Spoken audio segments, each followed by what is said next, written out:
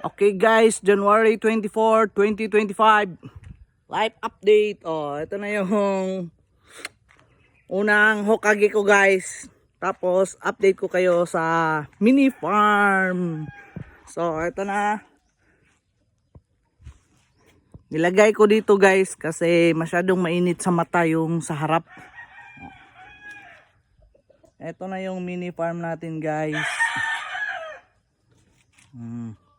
Sa mga nakakasubaybay sa atin, alam nyo naman kung saan tayo galing. Galing tayo sa Boulevard of Broken Dreams.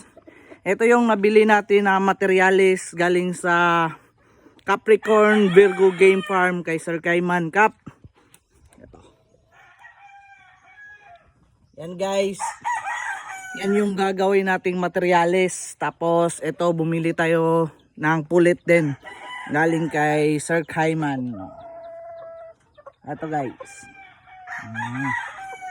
Capricorn Virgo Game Farm yan galing guys. Tapos ito na. Dati nasa backyard lang tayo.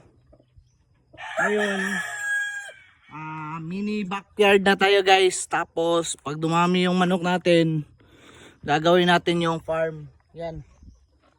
Lilinisin natin lahat yan guys. So yung problema natin dito, kailangan sa tambakan. Ito. Kailangan sa tambakan guys kasi ano to dati, sugarcane farm to dati. So dito na tayo nagstay. Oops. Dito na tayo gagawa ng farm. Konting linis lang. Okay, so kung anong narating nyo ngayon, galingan nyo pa. Tapos pray tayo palagi kay Bossing, kay God. Nandyan lang yan. Araw-araw tayo mag-pray guys ha. Tandaan nyo yan guys. Bibigay niya yan kahit anong gusto nyo. So kahit anong kayod nyo tapos hindi kayo nag-pray, wala pa rin yan guys. Tandaan nyo yan.